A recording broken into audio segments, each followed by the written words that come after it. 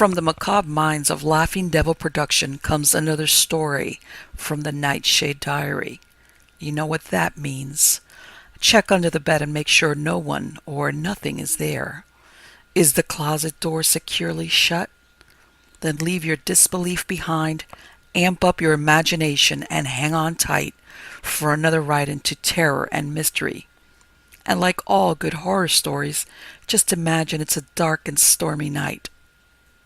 And remember, screaming like a little girl is permitted.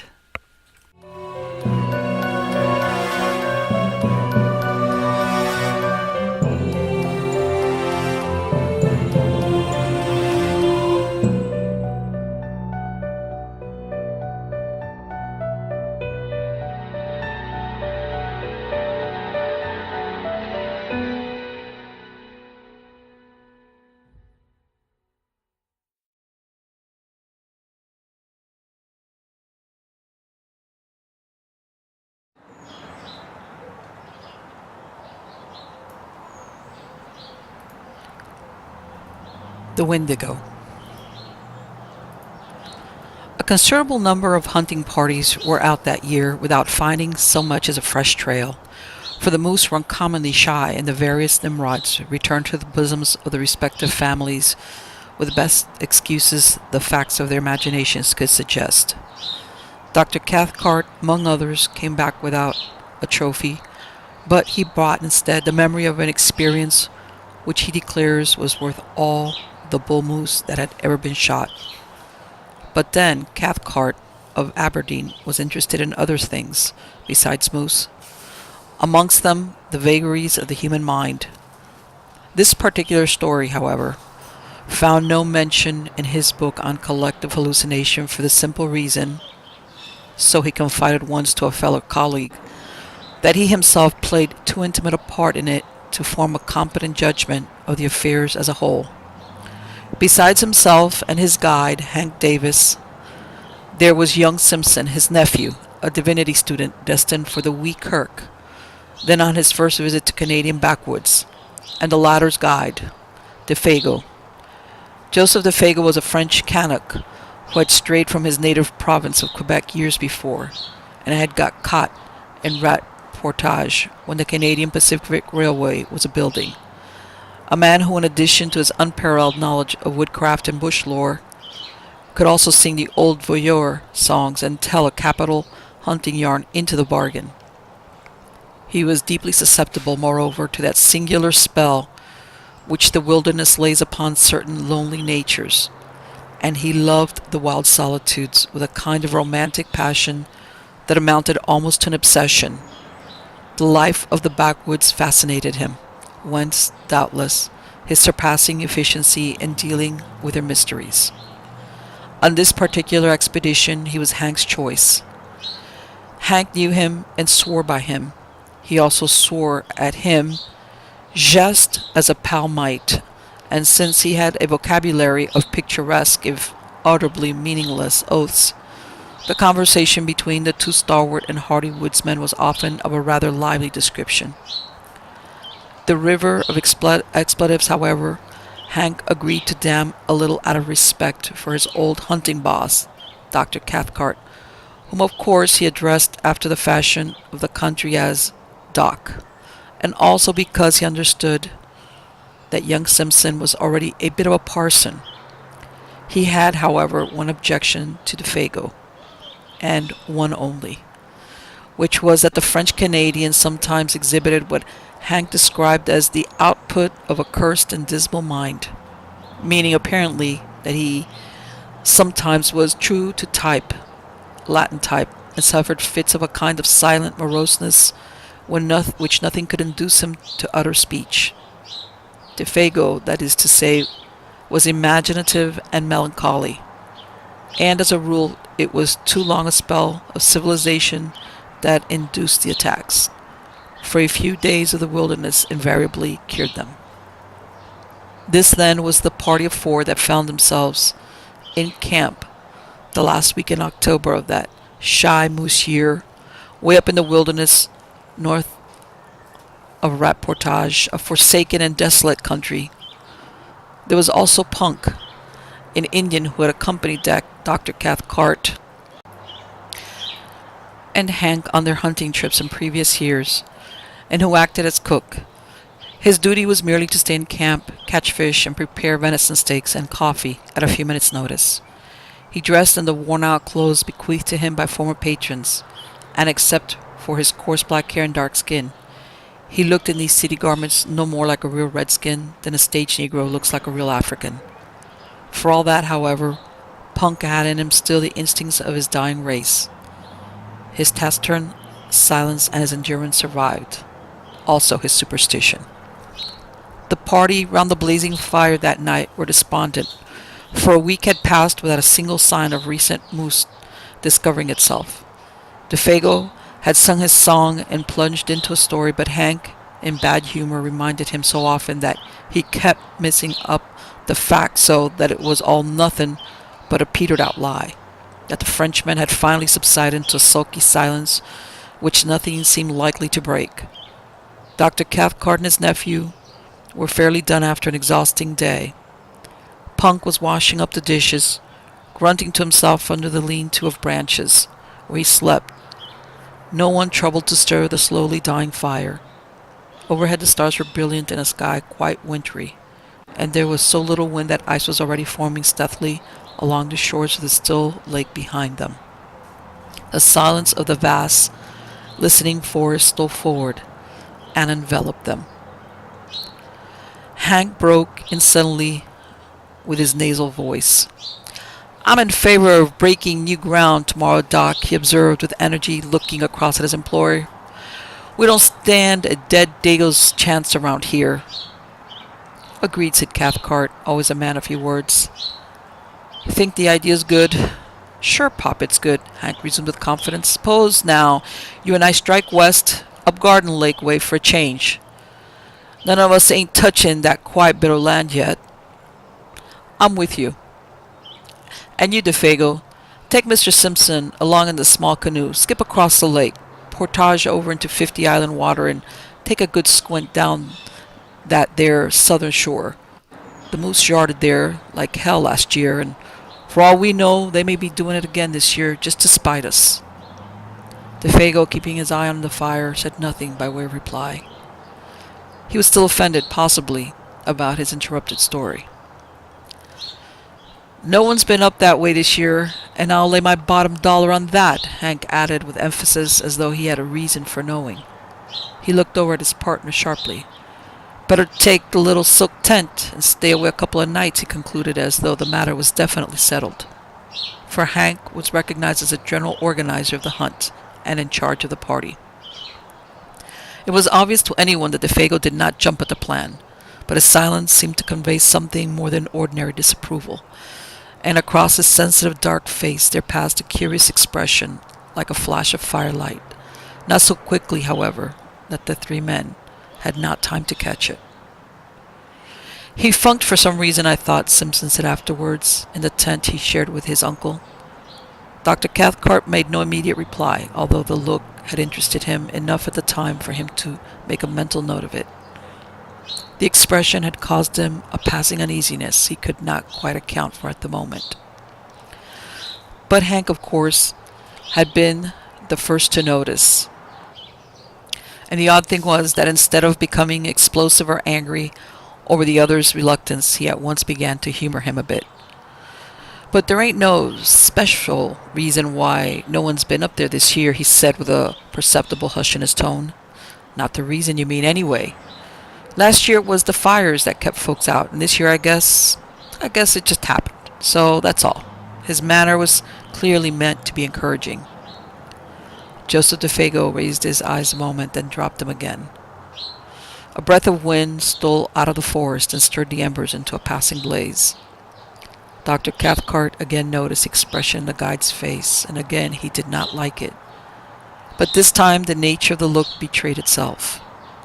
In those eyes, for an instant, he caught the gleam of a man scared in his very soul. It disquieted him more than he cared to admit. "Bad Indians up that way?" he asked, with a laugh to ease matters a little, while Simpson, too sleepy to notice his subtle byplay, moved off to bed with a prodigious yawn. Or Anything wrong with the country? He added with his nephew was out of hearing. Hank met his eyes with something less than his usual frankness. He's just scared, he replied good-humoredly.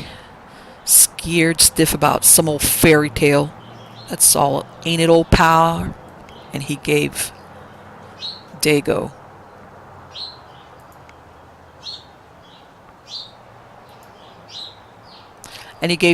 a friendly kick on the moccasined foot that lay nearest the fire. Déefago looked up quickly as from an interrupted reverie, a reverie, however, that had not prevented his seeing all that went on about him. Scared nothing, he answered with a flush of defiance. There's nothing in the bush that can scare Joseph Déefago. Don't you forget it. The natural energy with which he spoke made it impossible to know whether lie told the truth or only a part of it. Hank turned towards the doctor. He was just going to add something when he stopped abruptly and looked around. A sound close behind them in the darkness made all three start. It was old Punk, who had moved up from his lean-to while they had talked and now stood there just beyond the circle of light, listening. Another time, Doc, Hank whispered with a wink, when the Galarian stepped down into the stalls, and springing to his feet, he slapped the Indian on the back and cried noisily, Come to the fire and warm yourself, you dirty redskin a bit. He dragged him towards the blaze and then threw more wood on it. That was a mighty good feed you gave us an hour or two back, he continued heartily, as though to set the man's thoughts on another scent. And it ain't Christian to let you stand out there freezing your old soul to hell while we're all getting all good and toasted. Punk moved in and warmed his feet, smiling darkly at the other's volubility, which he only half understood, but saying nothing. And presently Dr. Cathcart, seeing that further conversation was impossible, followed his nephew's example and moved off to the tent, leaving the three men smoking over the now blazing fire. It is not easy to undress in a small tent without waking one's companion, and Cathcart, hardened and warm-blooded as he was in spite of his 50-odd years, did what Hank would have described as considerable of his twilight in the open. He noticed during the process that Punk had meanwhile got back to his lean-to, and that Hank and Déefago ratted hammer and tongs, or rather, hammer and anvil, the little French-Canadian being the anvil. It was all very like the conventional stage picture of Western melodrama, the fire lighting up their faces with patches of alternate red and black, Déefago in slouch hat and moccasins in the part of the Badlands villain, Hank open-faced and hatless, with that reckless fling of his shoulders, the honest and deceived hero, and old Punk, eavesdropping in the background, supplying the atmosphere of mystery. The doctor smiled as he noticed the details, but at the same time something deep within him, he hardly knew what, shrank a little, as though an almost imperceptible breath of warming had touched the surface of his soul and was gone again before he could seize it. Probably it was traceable to that scared expression he had seen in the eyes of Déefago. Probably. For this hint of fugitive emotion otherwise escaped his usually so keen analysis. Déefago, he was vaguely aware, might cause trouble somehow. He was not as steady a guide as Hank, for instance. Further than that he could not get. He watched the men a moment longer before diving into the stuffy tent, where Simpson already slept soundly. Hank, he saw, was swearing like a mad African in a New York nigger saloon, but it was the swearing of affection. The ridiculous oaths flew freely, now the cause of their obstruction was asleep. Presently he put his arm almost tenderly upon his comrade's shoulder, and they moved off together into the shadows, where their tent stood faintly glimmering. Punk, too, a moment later followed their example and disappeared between his odorous blankets in the opposite direction. Dr. Cathcart then likewise turned in, weariness and sleep still fighting in his mind with an obscure curiosity to know what it was that had scared Déefago about the country up 50 Island Waterway. wondering too why Punk's presence had prevented the completion of what Hank had to say. The sleep overtook him. He would know tomorrow. Hank would tell him the story while they trudged after the elusive moose. Deep silence fell about the little camp, planted there so audaciously in the jaws of the wilderness. The lake gleamed like a sheet of black glass beneath the stars. The cold air pricked in the draughts of night that poured their silent tide from the depths of the forest, with messages from distant ridges and from lakes just beginning to freeze. There lay already the faint, bleak odors of coming winter. White men, with their dull scent, might never have divined them. The fragrance of the wood fire would have concealed from them those almost electrical hints of moss and bark and hardening swamp 100 miles away. Even Hank and Déefago, subtly in league with the souls of the woods as they were, would probably have spread their delicate nostrils in vain. But an hour later, when all slept like the dead, old Punk crept from his blankets and went down to the shore of the lake like a shadow, silently, as only Indian blood can move. He raised his head and looked about him. The thick darkness rendered sight of small avail, but like the animals, he possessed other senses that darkness could not mute. He listened, then sniffed the air. Motionless as a hemlock stem, he stood there. After 5 minutes again, he lifted his head and sniffed, yet once again. A tingling of the wonderful nerves that betrayed itself by no outer sign ran through him as he tasted the keen air. Then, merging his figure into surrounding blackness in a way that only wild men and animals understood, he turned, still moving like a shadow, and went stealthily back to his lean-to and his bed. And soon after he slept, the change of wind he had divined stirred gently the reflection of the stars within the lake. Rising among the far ridge of the country beyond 50 Island Water, it came from the direction in which he had stared, and it passed over the sleeping camp with a faint and sighing murmur through the tops of the big trees that was almost too delicate to be audible. With it, down the desert paths of night, though too faint, too high even for the Indian's hair-like nerves, there passed a curious, thin odor, strangely disquieting, an odor of something that seemed unfamiliar, utterly unknown. The French-Canadian and the man of Indian blood each stirred uneasily in his sleep, just about this time, though neither of them woke. Then the ghost of that unforgettably strange odor passed away, and was lost amongst the leagues of tenantless forest beyond. In the morning, the camp was astir before the sun. There had been a light fall of snow during the night, and the air was sharp. Punk had done his duty betimes, for the odors of coffee and fried bacon reached every tent. All were in good spirits. "Wind's shifted," cried Hank vigorously, watching Simpson and his guide already loading the small canoe. "It's across the lake. Dead right for you fellers, and the snow will make bully trails. If there's my moose mussing around up there, they'll not get so much as tail-ended. Scent of you with the wind as it is. Good luck, Monsieur Déefago," he added facetiously, giving the names its French pronunciation for once, bon chance. Déefago returned the good wishes, apparently in the best of spirits, the silent mood gone. Before 8 o'clock, old Punk had the camp to himself. Cathcart and Hank were far along the trail that led westwards, while the canoe that carried Déefago and Simpson, with silk tent and grub for 2 days, was already a dark speck bobbing on the bosom of the lake, going due east. The wintry sharpness of the air was tempered now by a sun that topped the wooded ridges and blazed with a luxurious warmth upon the world of lake and forest below. Loons flew skimming through the sparkling spray that the wind lifted. Divers shook their dripping heads to the sun and popped smartly out of sight again. And as far as eye could reach rose the leagues of endless crowding bush, desolate in its lonely sweep and grandeur, untrodden by foot of man, and stretching its mighty and unbroken carpet right up to the frozen shores of Hudson Bay.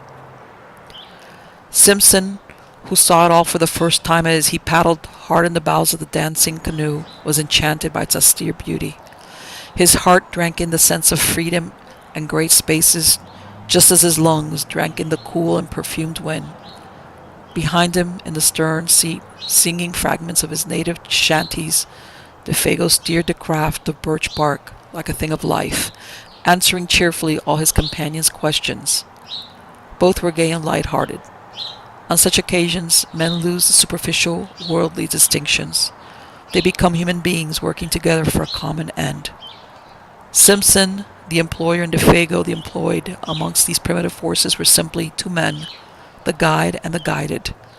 Superior knowledge, of course, assumed control, and the younger man fell without a second thought into the quasi-subordinate position. He never dreamt of objecting when Déefago dropped the Mr. and addressed him as, "Say, Simpson," or "Simpson, boss," which was invariably the case before they reached the farther shore after a stiff paddle of 12 miles against the headwind. He only laughed and liked it, then ceased to notice it at all. For this divinity student was a young man of parts and character, though as yet, of course, untraveled, and on this trip, the first time he had seen any country but his own and little Switzerland. The huge scale of things somewhat bewildered him. It was one thing, he realized, to hear about primeval forests, but quite another to see them, while to dwell in them and seek acquaintance with their wildlife was, again, an initiation that no intelligent man could undergo without a certain shifting of personal values hitherto held for permanent and sacred. Simpson knew the first faint indication of this emotion when he held the new .303 rifle in his hand and looked along its pairs of faultless gleaming barrels. The 3 days' journey to their headquarters by lake and portage had carried the process of a stage further, and now that he was about to plunge beyond even the fringe of wilderness where they were camped into the virgin heart of uninhabited regions as vast as Europe itself, the true nature of the situation stole upon him with an effect of delight and awe, and his imagination was fully capable of appreciating. It was himself and Déefago against a multitude, at least against a Titan. The bleak splendors of these remote and lonely forests rather overwhelmed him with a sense of his own littleness. That stern quality of the tangled backwoods, which can only be described as merciless and terrible, rose out of these far blue woods, swimming upon the horizon, and revealed itself. He understood the silent warning. He realized his own utter helplessness. Only Déefago, as a symbol of a distant civilization, where man was master, stood between him and a pitiless death by exhaustion and starvation. It was thrilling to him, therefore, to watch Déefago turn over the canoe upon the shore, pack the paddles carefully underneath, and then proceed to blaze the spruce stems for some distance on either side of an almost invisible trail, with a careless remark thrown in.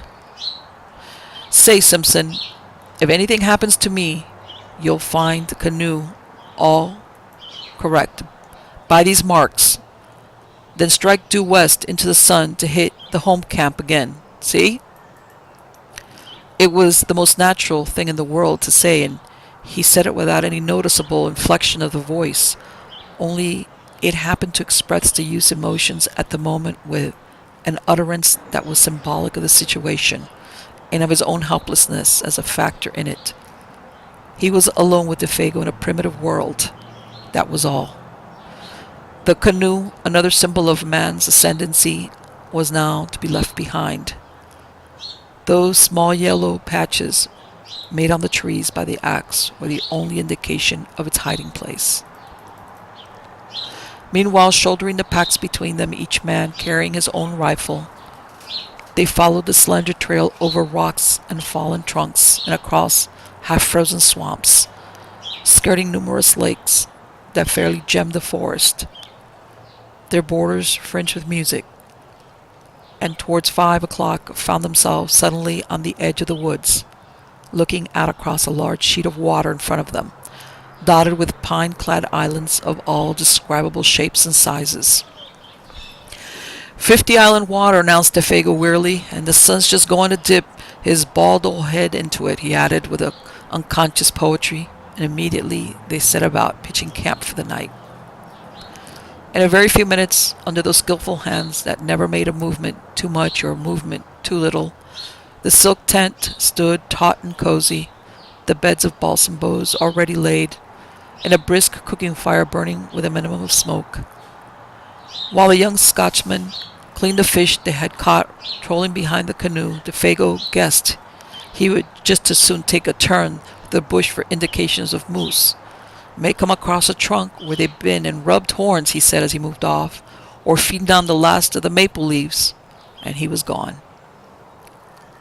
His small figure melted away like a shadow in the dusk, while Simpson noted with a kind of admiration how easily the forest absorbed him into herself. A few steps, it seemed, and he was no longer visible. Yet there was little underbrush hereabouts. The trees stood somewhat apart, well spaced, and in the clearings grew silver birch and maple, spear-like and slender, against the immense stems of spruce and hemlock. But for occasional prostrate monsters and the boulders of grey rock that thrust uncouth shoulders here and there out of the ground, it might well have been a bit of a park in the old country. Almost one might have seen it in the hand of man. A little to the right, however, began the great burned sections, miles in extent, proclaiming its real character. Brûlé, as it is called, where the fires of the previous year had raged for weeks, and the blackened stumps now rose gaunt and ugly, bereft of branches, like gigantic match-heads stuck into the ground, savage and desolate beyond words. The perfume of charcoal and rain-soaked ashes still hung faintly about it. The dusk rapidly deepened, the glades grew dark. The crackling of the fire and the wash of little waves along the rocky lake shore were the only sounds audible. The wind had dropped with the sun, and all that vast world of branches, nothing stirred. Any moment, it seemed, the woodland gods, who are to be worshipped in silence and loneliness, might stretch their mighty and terrific outlines among the trees. In front, through doorways, pillared by huge straight stems, lay the stretch of 50 island water, a crescent-shaped lake some 15 miles from tip to tip and perhaps 5 miles across where they were camped. A sky of rose and saffron, more clear than any atmosphere Simpson had ever known, still dropped its pale streaming fires across the waves where the islands, 100 surely, rather than 50, floated like the fairy barks of some enchanted fleet, fringed with pines whose crest fingered almost delicately the sky. They almost seemed to have upwards as the life faded, about to weigh anchor and navigate the pathways of the heavens instead of the currents of their native and desolate lake. And strips of colored clouds, like the flaunting pennants, signaled their departure to the stars. The beauty of the scene was strangely uplifting. Simpson smoked the fish and burnt his fingers into the bargain in his efforts to enjoy it, and at the same time tend the frying pan and the fire. Yet ever at the back of his thoughts lay that other aspect of the wilderness, the indifference to human life, the merciless spirit of desolation which took no note of man. The sense of his utter loneliness, now that even Déefago had gone, came close as he looked about him and listened for the sound of his companion's returning footsteps. There was pleasure in the sensation, yet with it a perfectly comprehensible alarm, and instinctively the thought stirred in him, what could I do if anything happened and he did not come back? They enjoyed their well-earned supper, eating untold quantities of fish and drinking unmilked tea strong enough to kill men who had not covered 30 miles of hand-going, eating little on the way. It was over. They smoked and told stories round the blazing fire, laughing, stretching weary limbs, and discussing plans for the morrow. Déefago was in excellent spirits, though disappointed at having no signs of moose to report. But it was dark, and he had not gone far. The brûlé, too, was bad. His clothes and hands were smeared with charcoal. Simpson, watching him, realized with renewed vividness their position, alone together in the wilderness. Déefago, he said presently, these woods, you know, are a bit too big to feel quite at home in, to feel comfortable in, I mean. He merely gave expression to the mood of the moment. He was hardly prepared for the earnestness, the solemnity, even which the guide took him up. "You've hit it right, Simpson, boss," he replied, fixing his searching brown eyes on his face. "And that's the truth, sure. There's no end to him, no end at all." Then he added in a lowered tone, as if to himself, "There's lots found out that and gone plumb to pieces." But the man's gravity of manner was not quite to the other's liking. It was a little too suggestive for this scenery and setting, and he was sorry he had broached the subject. He remembered suddenly how his uncle told him that men were sometimes stricken with a strange fever of the wilderness, when the seduction of the uninhabited waste caught them so fiercely that they went forth half fascinated, half deluded to their death, and he had a shrewd idea that his companion held something in sympathy with that queer type. He led the conversation on to other topics, on to Hank and the doctor, for instance, and the natural rivalry as to who should get the first sight of moose. "If they went due west," observed Déefago carelessly, "there's 60 miles between us now, with old Punk at halfway house eating himself full to busting with fish and coffee." They laughed together over the picture, but the casual mention of those 60 miles again made Simpson realize the prodigious scale of this land where they hunted. 60 miles was a mere step, 200 little more than a step. Stories of lost hunters rose persistently before his memory.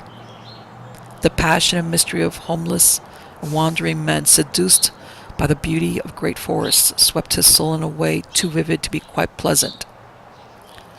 He wondered vaguely whether it was the mood of his companion that invited the unwelcome suggestion with such persistence. "Sing us a song, Déefago, if you're not too tired," he asked. "One of those old voyeur songs you sang the other night."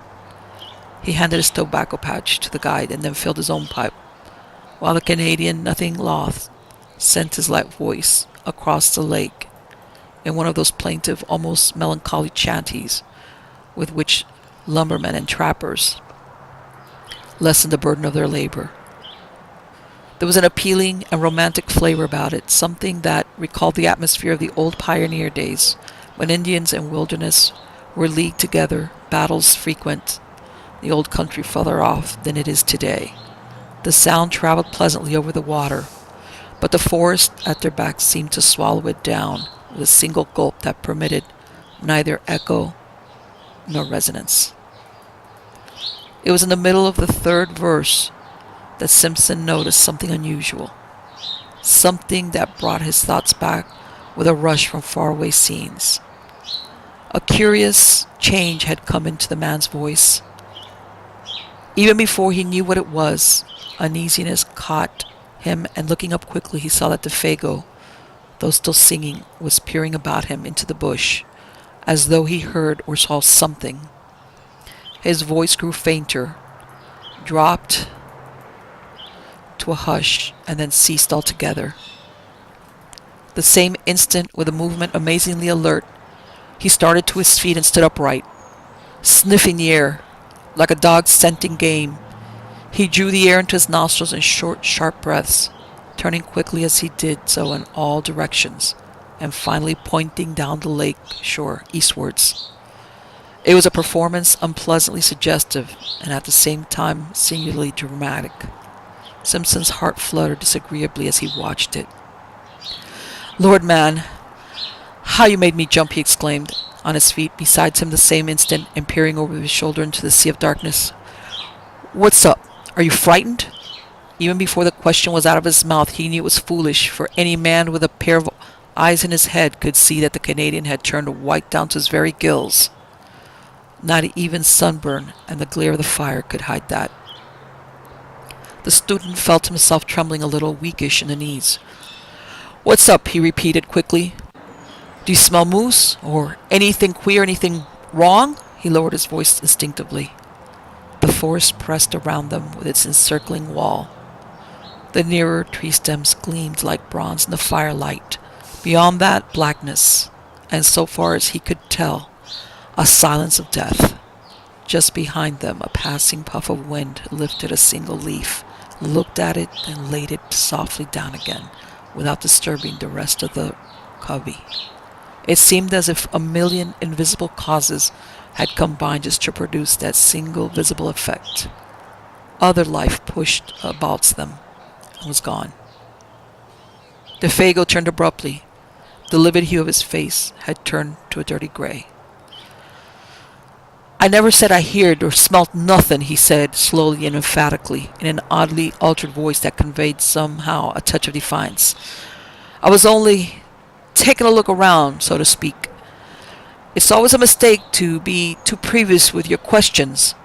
Then he added suddenly, with an obvious effort in his more natural voice, "Have you got the matches, boss?" Simpson he proceeded to light the pipe he had half filled just before he began to sing.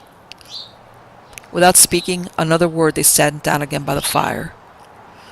Déefago changing his side so that he could face the direction the wind came from. For even a tenderfoot could tell that Déefago changed his position in order to hear and smell all there was to be heard and smelt.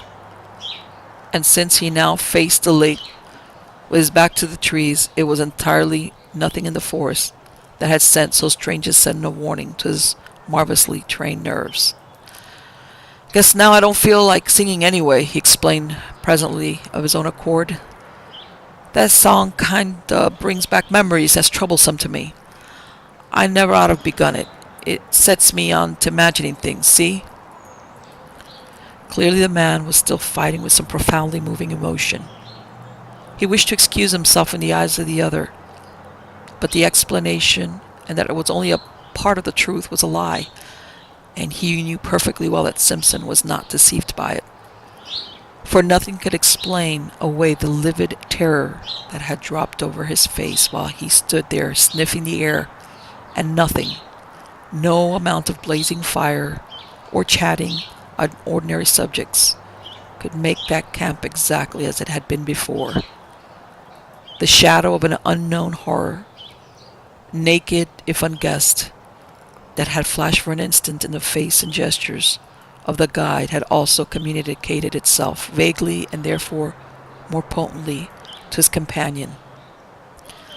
The guide's visible efforts to dissemble the truth only made things worse. Moreover, to add to the younger man's uneasiness was the difficulty, nay, the impossibility he felt of asking questions, and also his complete ignorance as to the cause. Indians, wild animals, forest fires, all these he knew were wholly out of the question. His imagination searched vigorously, but in vain. Yet somehow or other, after another long spell of smoking, talking, and roasting themselves before the great fire, the shadow that had so suddenly invaded their peaceful camp began to lift.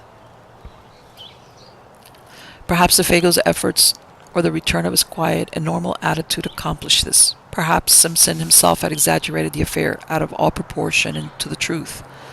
Or possibly the vigorous air of the wilderness brought its own powers of healing. Whatever the cause, the feeling of immediate horror seemed to have passed away as mysteriously as it had come, for nothing occurred to feed it. Simpson began to feel that he had permitted himself the unreasoning terror of a child. He put it down partly to a certain subconscious excitement that this wild and immense scenery generated in his blood, partly to the spell of solitude and partly to over-fatigue. That pallor in the guide's face was, of course, uncommonly hard to explain, yet it might have been due in some way to an effect of firelight or his own imagination. He gave it the benefit of the doubt. He was Scot. When a somewhat unordinary emotion has disappeared, the mind always finds a dozen ways of explaining away its cause. Simpson lit a last pipe and tried to laugh to himself. On getting home to Scotland, it would make quite a good story. He did not realize that his laughter was a sign that terror still lurked in the recesses of his soul. That in fact it was merely one of the conventional signs by which a man, seriously alarmed, tries to persuade himself that he is not so. Déefago, however, heard that low laughter and looked up with surprise on his face.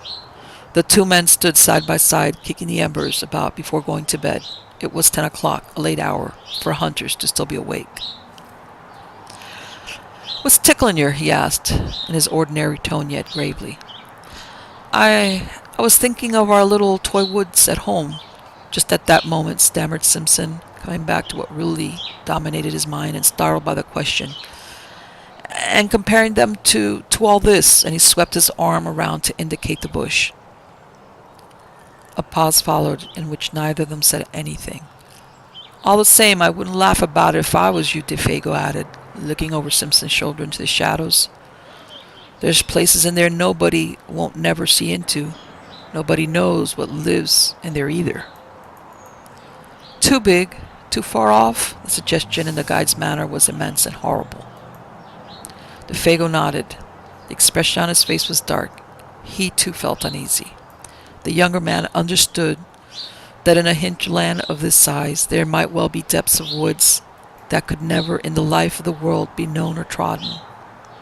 The thought was not exactly the sort he welcomed. In a loud voice, cheerfully, he suggested that it was time for bed. But the guide lingered, tinkering with the fire, arranging the stones needlessly, doing a dozen things that did not really need doing. Evidently, there was something he wanted to say, yet found it difficult to get at. "Say, you boss Simpson," he began suddenly, as the last shower of sparks went up into the air. "You don't smell nothing, do you? Nothing particular, I mean?" The commonplace question, Simpson realized, veiled a dreadfully serious thought in his mind. A shiver ran down his back. "Nothing but burning wood," he replied, firmly, kicking again at the embers. The sound of his own foot made him start. "And all the evening you ain't smelt nothing?" persisted the guide, peering at him through the gloom. "Nothing extraordinary and different to anything else you ever smelt before?" No, man, nothing at all," he replied aggressively, half angrily.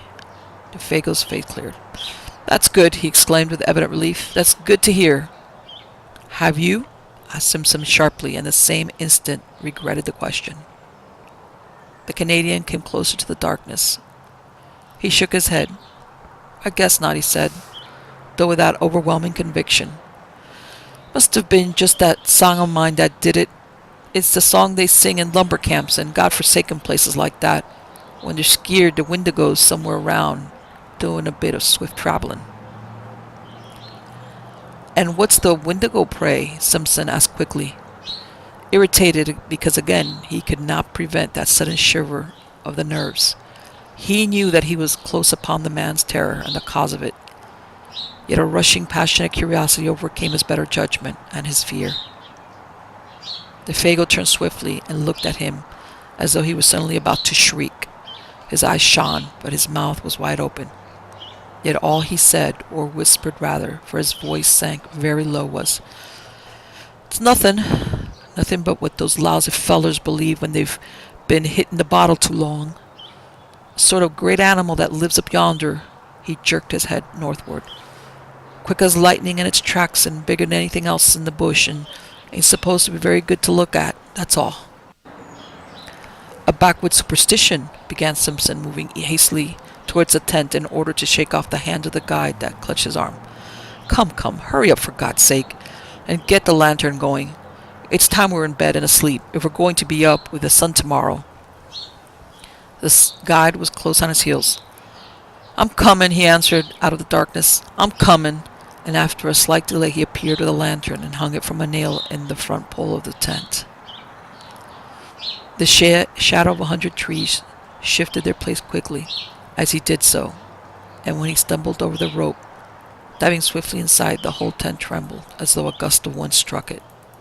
The two men lay down without undressing upon their beds of soft balsam boughs, cunningly arranged. Inside all was warm and cozy, but outside the world of crowding trees pressed close about them, marshalling their million shadows and smothering the little tent that stood there like a wee white shelf facing the ocean of tremendous forest.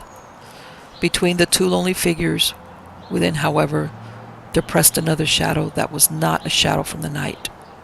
It was a shadow cast by the strange fear, never wholly exorcised, that had leaped suddenly upon Déefago in the middle of his singing.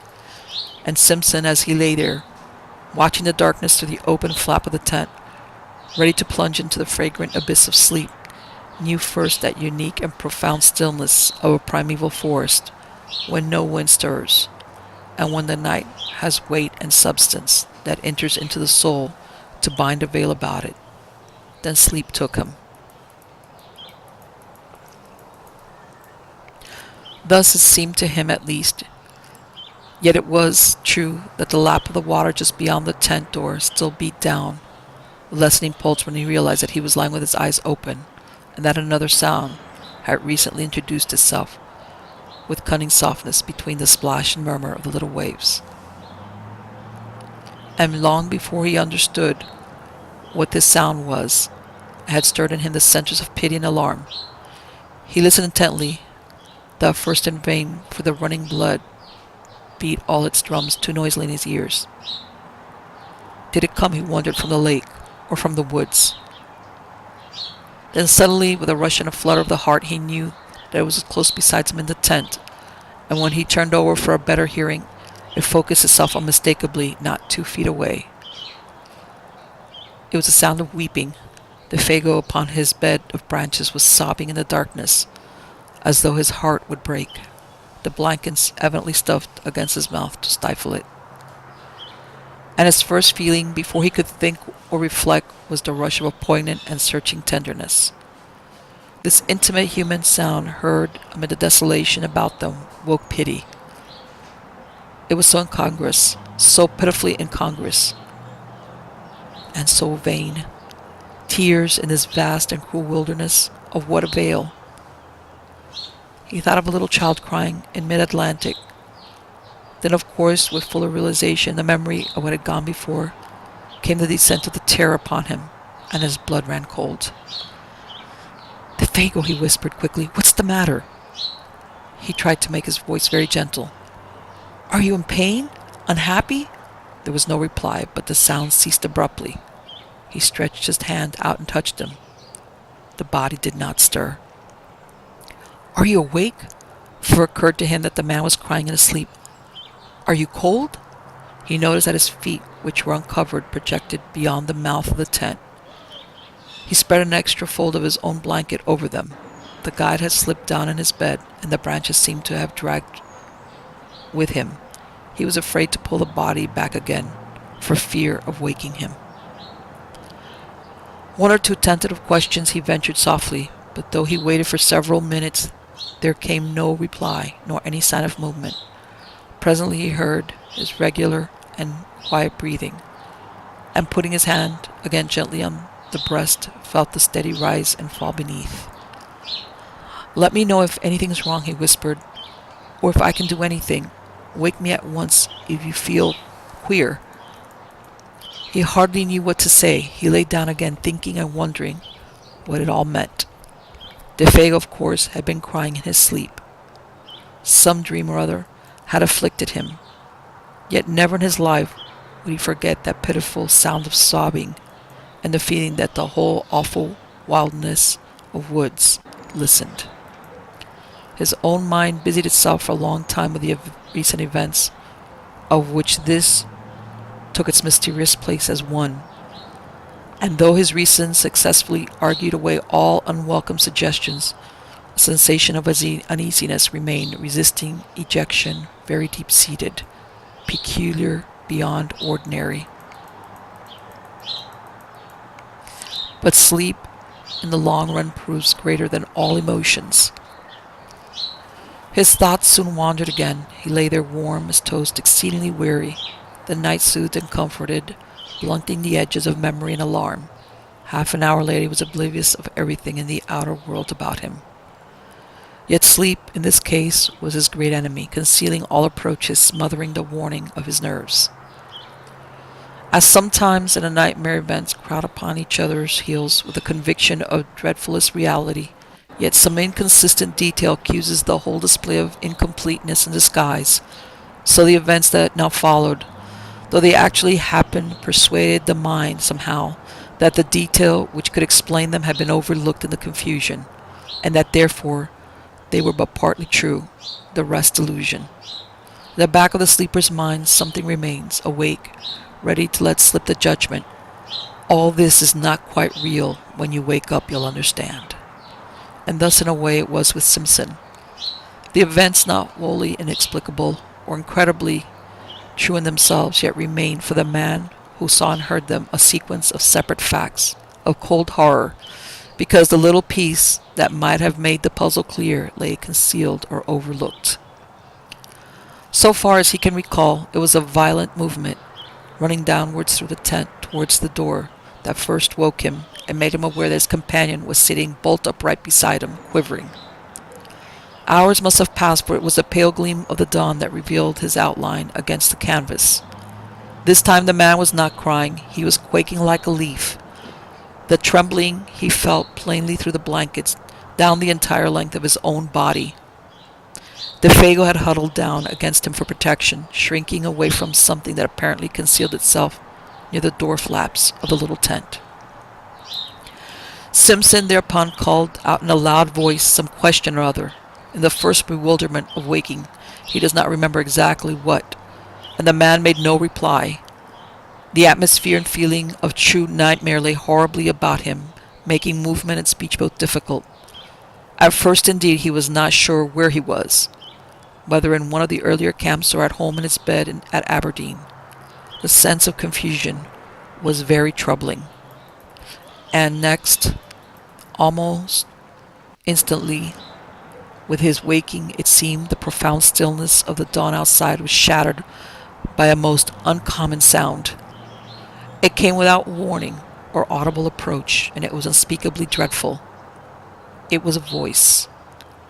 Simpson declares possibly a human voice, hoarse yet primitive, a soft roaring voice close outside the tent, overheard rather than upon the ground of immense volume, while in some strange way most penetratingly and seductively sweet.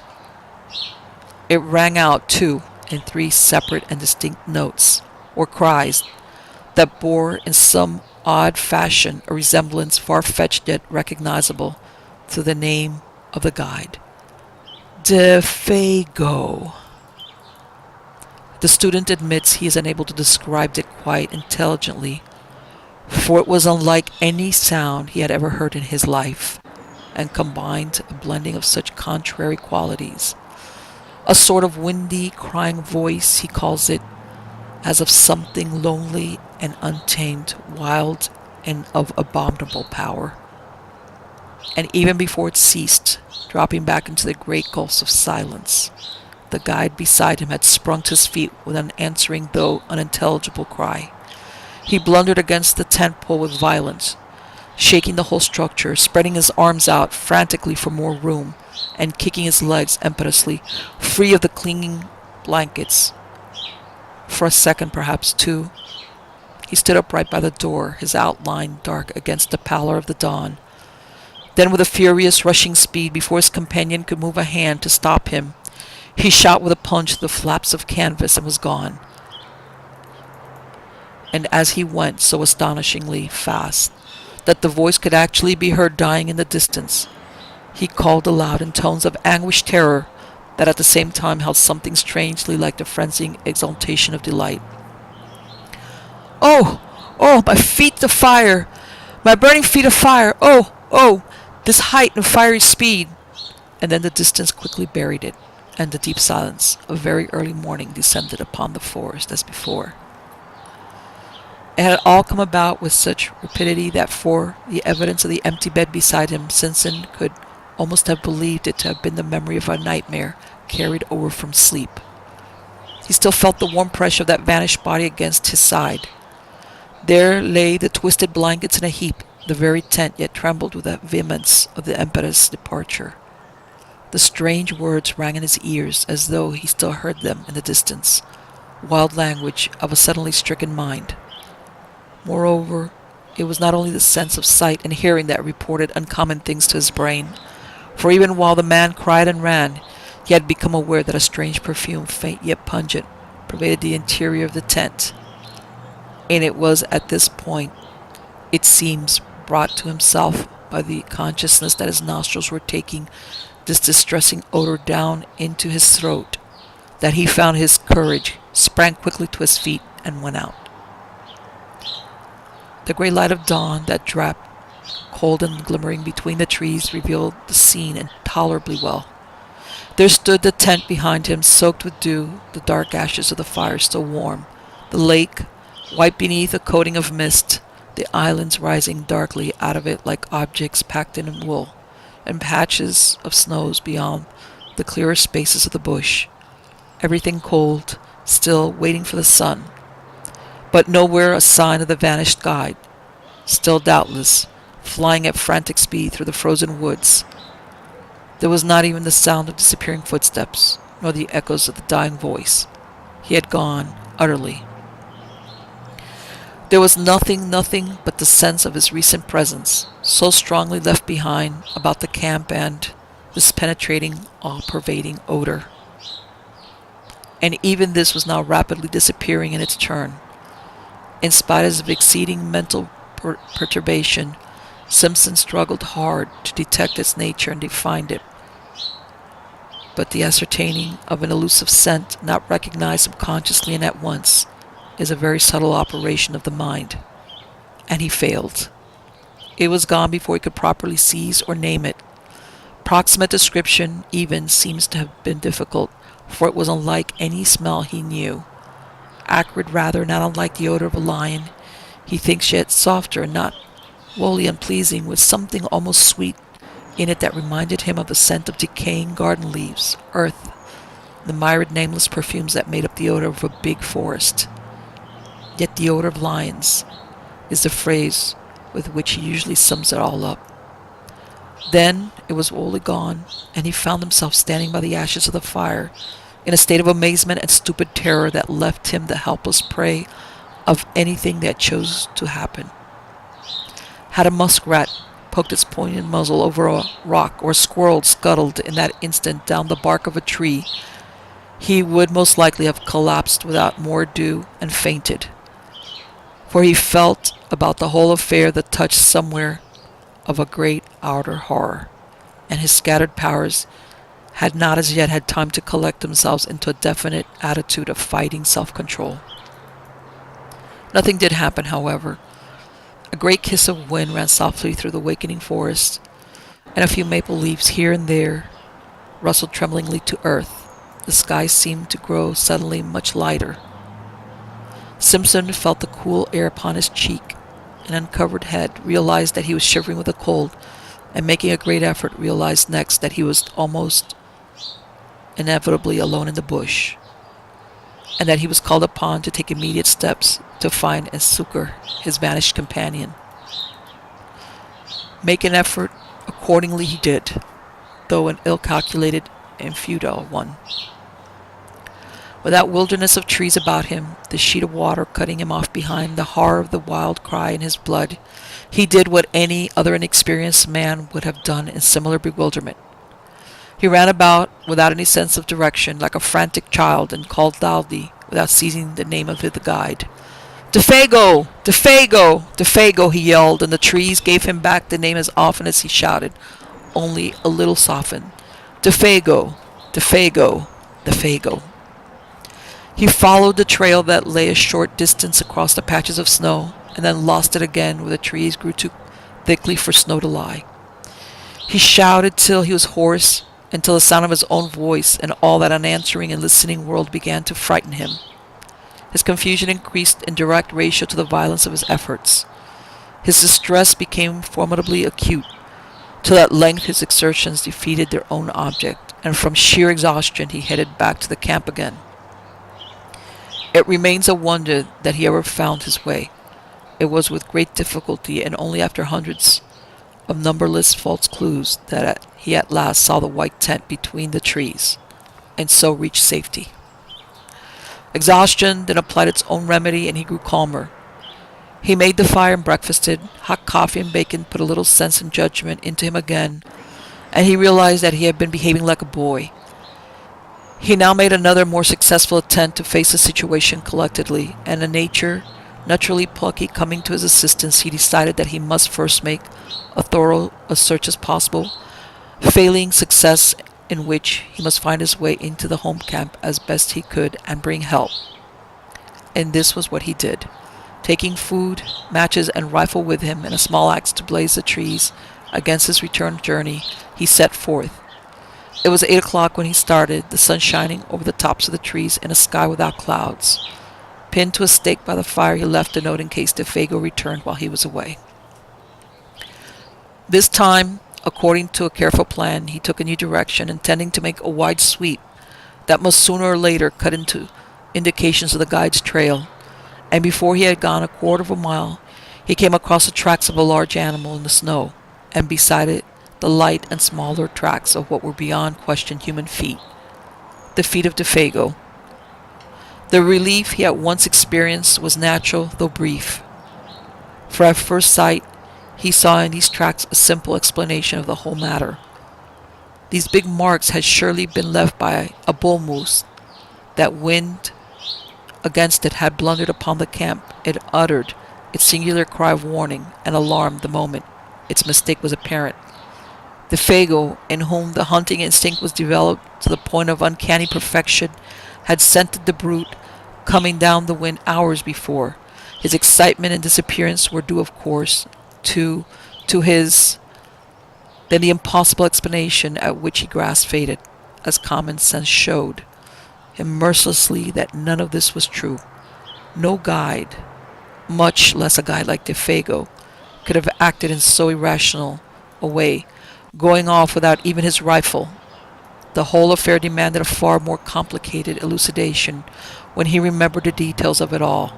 The cry of terror, the amazing language, the grave face of horror when his nostrils first caught the new odor, that muffled sobbing in the darkness. And for this too now came back to him dimly, the man's original version for this particular bit of country. Besides, now that he examined them closer, these were not the tracks of a bull moose at all. Hank had explained to him the outlines of a bull's hoofs, or a cow's or calf's too, for that matter. He had drawn them clearly on a strip of birch bark, and these were wholly different. They were big, round, ample, and with no pointed outline, as of sharp hoofs. He wondered for a moment whether bear tracks were like that. There was no other animal he could think of, for caribou did not come so far south this season, even if they did, would leave hoof marks. There were ominous signs, these mysterious writings left in the snow by the unknown creature that had lured a man being away from safety. And when he coupled them in his imagination with that haunting sound that broke the stillness of the dawn, a momentary dizziness shook his mind, distressing him again beyond belief. He felt the threatening aspect of it all. And stooping down to examine the marks more closely, he caught a faint whiff of that sweet yet pungent odor that made him instantly straighten up again, fighting a sensation almost of nausea. Then his memory played him another evil trick. He suddenly recalled those uncovered feet projecting beyond the edge of the tent, and the body's appearance of having been dragged towards the opening. The man shrinking from something by the door when he woke later. The details now beat against his trembling mind with concerted attack. They seemed to gather in those deep spaces of the silent forest about him, where the host of trees stood waiting, listening, watching to see what he would do. The woods were closing round him. With the persistence of true pluck, however, Simpson went forward, following the tracks as best he could, smothering these ugly emotions that sought to weaken his will. He blazed immeasurable trees as he went, ever fearful of being unable to find the way back, and calling around at intervals of a few seconds, the name of the guide. The dull tapping of the axe upon the massive trunks and the unnatural accents of his own voice became at length sounds that he even dreaded to hear, for they drew attention without ceasing to his presence and exact whereabouts. And if it were really the case that something was hunting himself down in the same way that he was hunting down another. With a strong effort, he crushed the thought out the instant rose. It was the beginning, he realized, of a bewilderment utterly diabolical in kind that would speedily destroy him. Although the snow was not yet continuous, lying merely in shallow flurries over the more open spaces, he found no difficulty in following the tracks for the first few miles. They went straight as a ruled line wherever the trees permitted. The strides soon began to increase in length till it finally assumed proportions that seemed absolutely impossible for any ordinary animal to have made. Like huge flying leaps they became. One of these he measured, and though he knew that stretch of 18 feet must be somehow wrong, he was at a complete loss to understand why he found no signs on the snow between the extreme points. But what perplexed him even more, making him feel his vision had gone utterly awry, was that Déefago's stride increased in the same manner and finally covered the same incredible distances. It looked as if the great beast had lifted him with it and carried him across these astonishing intervals. Simpson, who was much longer in the limb, found that he could not compass even half the stretch by taking a running jump. And the sight of these huge tracks running side by side, silent evidence of a dreadful journey in which terror or madness had urged to impossible results, was profoundly moving. It shocked him in the secret depths of his soul. It was the most horrible thing his eyes had ever looked upon. He began to follow them mechanically, absent-mindedly almost, ever peering over his shoulder to see if he too were being followed by something with a gigantic tread. And soon it came about that he no longer quite realized what it was they signified, these impressions left upon the snow by something nameless and untamed, always accompanied by the footmarks of the little French Canadian, his guide, his comrade, the man who had shared his tent a few hours before, chatting, laughing, even singing by his side. For a man of his years and inexperience, only a canny Scot, perhaps, grounded in common sense and established in logic, could have persevered even that measure of balance that his youth somehow or other did manage to preserve through the whole adventure. Otherwise, two things he presently noticed, while forging pluckily ahead, must have sent him headlong back to the comparative safety of his tent, instead of only making his hands close more tightly upon the rifle stock, while his heart, trained for the wee kirk, sent the wordless prayer ringing its way to heaven. Both tracks he saw had undergone a change, and this change, so far as it concerned the footsteps of the man, was in some undecipherable manner appalling. It was in the bigger tracks he first noticed this, and for a long time he could not quite believe his eyes. Was it the blown leaves that produced odd effects of light and shade, or that the dry snow drifting like finely ground rice about the edges cast shadows and highlights? Was it actually the fact that the great marks had become faintly colored? For around the deep plunging holes of the animal there now appeared a mysterious reddish tinge that was more like an effect of light than of anything that dyed the substance of the snow itself. Every mark had it, and had it increasingly, this indistinct fiery tinge that painted a new touch of ghastliness into the picture. But when wholly unable to explain or to credit it, he turned his attention to the other tracks to discover if they too bore similar whiteness. He noticed that these had meanwhile undergone a change that was infinitely worse, and changed with far more horrible suggestion. For in the last 100 yards or so, he saw that they had actually grown gradually into the semblance of the parent tread. Imperceptibly the change had come about, yet unmistakably. It was hard to see where the change first began. The result, however, was beyond question. Smaller, neater, more cleanly modeled, they formed now an exact and careful duplicate of the larger tracks beside him. The feet that produced them had therefore also changed, and something in his mind reared up with loathing and with terror as he saw it. Simpson, for the first time, hesitated, then, ashamed of his alarm and indecision, took a few hurried steps ahead. The next instant stopped dead in his tracks.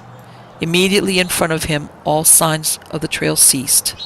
Both tracks came to an abrupt end. On all sides, for 100 yards and more, he searched in vain for the least indication of their continuance. There was nothing. The trees were very thick just there, big trees, all of them, spruce, cedar, hemlock. There was no underbrush. He stood looking about him, all distraught, bereft of any power of judgment. Then he set to work to search again, and yet again, but always with the same result, nothing. The feet that printed the surface of the snow thus far had now, apparently, left the ground. And it was in that moment of distress and confusion that the whip of terror laid its most nicely calculated lash about his heart. It dropped with deadly effect upon the sorest spot of all, completely unnerving him. He had been secretly dreading all the time that it would come, and come it did. For overhead, muted by great height and distance, strangely thinned and wailing, he heard the crying voice of Déefago the guide. The sound dropped upon him out of the still wintry sky with an effect of dismay and terror unsurpassed. The rifle fell to his feet. He stood motionless an instant, listening, as it were, with his whole body, then staggered backwards against the nearest tree for support, disorganized hopelessly in mind and spirit. To him in that moment, it seemed the most shattering and dislocating experience he had ever known, so that his heart emptied itself of all feeling whatsoever, as by sudden draught. Oh, this fiery height! Oh, my feet of fire, my burning feet of fire! Ran in far beseeching accents of indescribable appeal this voice of anguish down the sky. Once it called, then signs through all the listening wildness of trees. And Simpson, scarcely knowing what he did, presently found himself running wildly to and fro, searching, calling, tripping over roots and boulders, and fleeing himself in a frenzy of undirected pursuit after the caller. Behind the screen of memory and emotion with which experience veils events, he plunged, distracted and half deranged, picking up false lights like a ship at sea, terror in his eyes and heart and soul. For the panic of the wilderness had called to him in that far voice, the power of untamed distance, the enticement of the desolation that destroys. He knew in that moment all the pains of someone hopelessly and irretrievably lost, suffering the lust and travail of a soul in the final loneliness, a vision of Déefago, eternally hunted, driven, and pursued across the skyey vastness of those ancient forests, fled like a flame across the dark ruin of his thoughts. It seemed ages before he could find anything in the chaos of his disorganized sensations to which he could anchor himself steady for a moment and think. The cry was not repeated. His own hoarse calling brought no response. The inscrutable forces of the wild had summoned their victim beyond recall and held him fast. Yet he searched and called, it seems, for hours afterwards, for it was late in the afternoon when at length he decided to abandon a useless pursuit and return to his camp on the shores of 50 Island Water. Even then he went with reluctance, that crying voice still echoing in his ears. With difficulty he found his rifle and the homeward trail. The concentration necessary to follow the badly blazed trees and abiding hunger that gnawed helped to keep his mind steady. Otherwise, he admits, the temporary aberration he had suffered might have been prolonged to the point of positive disaster. Gradually the ballast shifted back again, and he regained something that approached his normal equilibrium. But for all that, the journey through the gathering dusk was miserably haunted. He heard innumerable following footsteps, voices that laughed and whispered, and saw figures crouching behind trees and boulders, making signs to one another for a concerted attack the moment he had passed. The creeping murmur of the wind made him start and listen. He went stealthily, trying to hide where possible, and making as little sound as he could. The shadows of the woods, hitherto protective or covering, merely had now become menacing, challenging, and the pageantry in his frightened mind masked a host of possibilities that were all the more ominous for being obscure. The presentiment of a nameless doom lurked ill-concealed behind every detail of what happened. It was really admirable how he emerged victor in the end. Men of riper powers and experiences might have come through the ordeal with less success. He had himself tolerably well in hand, all things considered, and his plan of action proves it. Sleeping absolutely out of the question and traveling an unknown trail in the darkness, equally impractical, he sat up the whole of that night, rifle in hand, before a fire he never for a single moment allowed to die down. The severity of the haunted vigil marked his soul for life, but it was successfully accomplished, and with the very first signs of dawn he set forth upon the long return journey to the home camp to get help.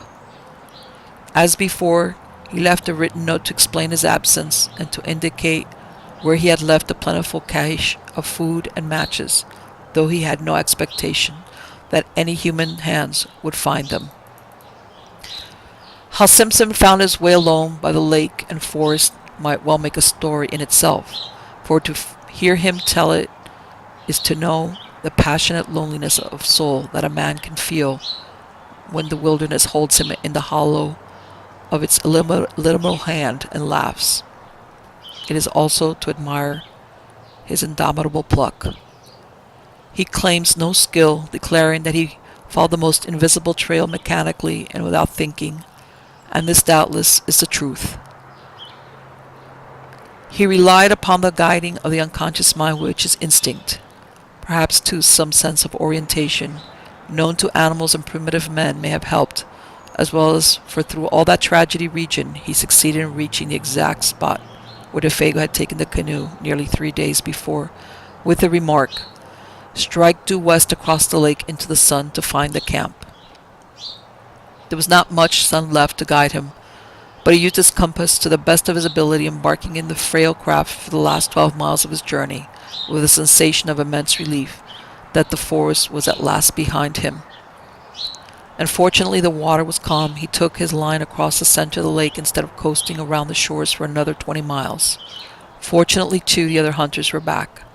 The light of their fires furnished a steering point without which he might have searched all night long for the actual position of the camp.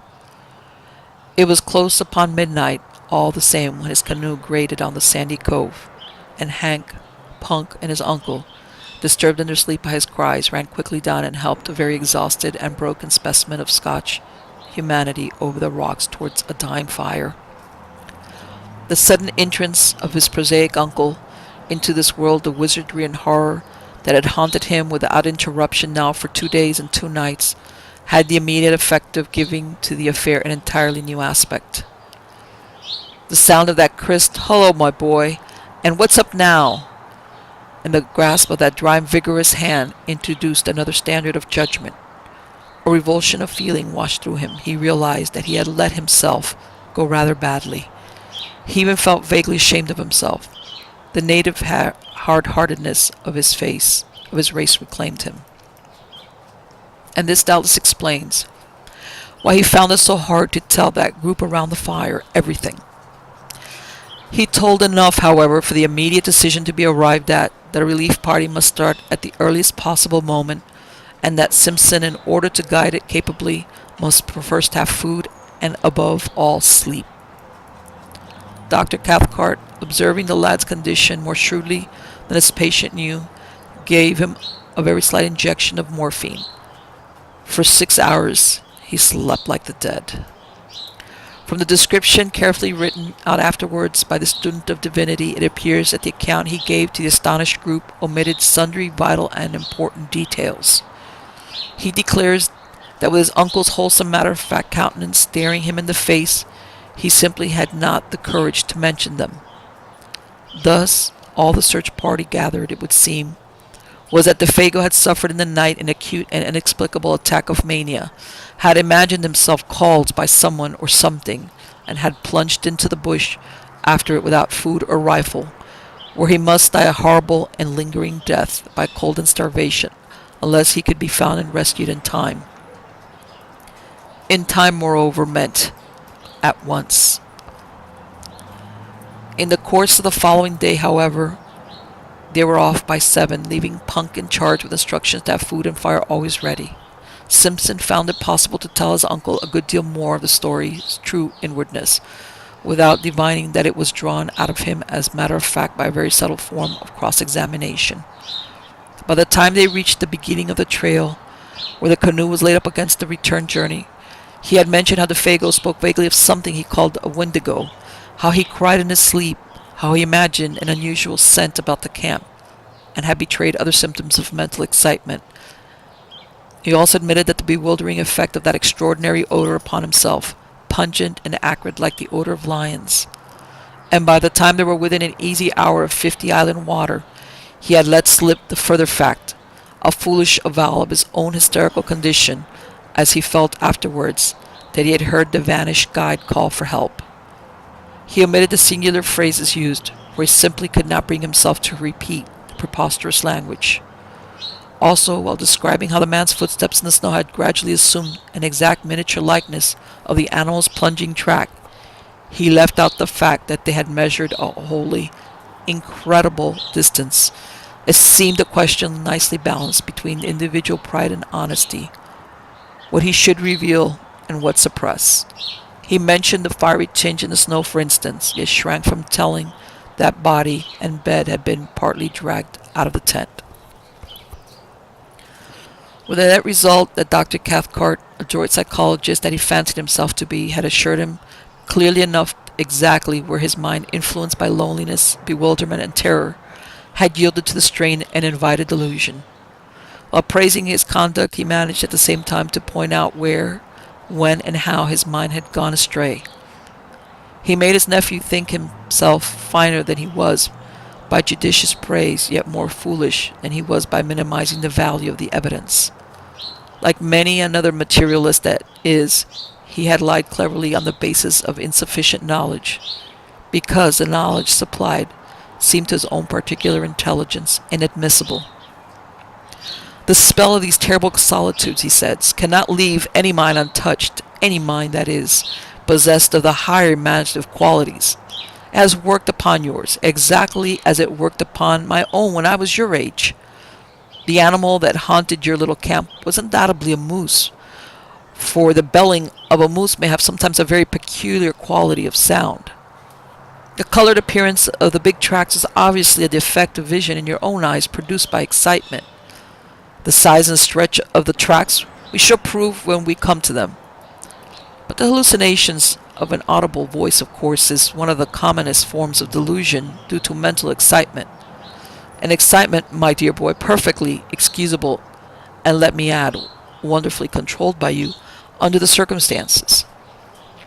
For the rest, I am bound to say, you have acted with a splendid courage, for the terror feelings oneself lost in this wilderness is nothing short of awful, and had I been in your place, I don't for a moment believe I could have behaved with 1/4 of your wisdom and decision.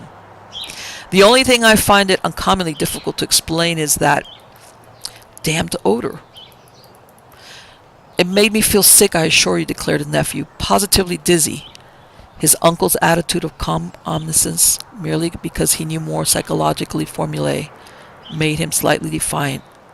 It was so easy to be wise in the explanation of an experience one has not personally witnessed.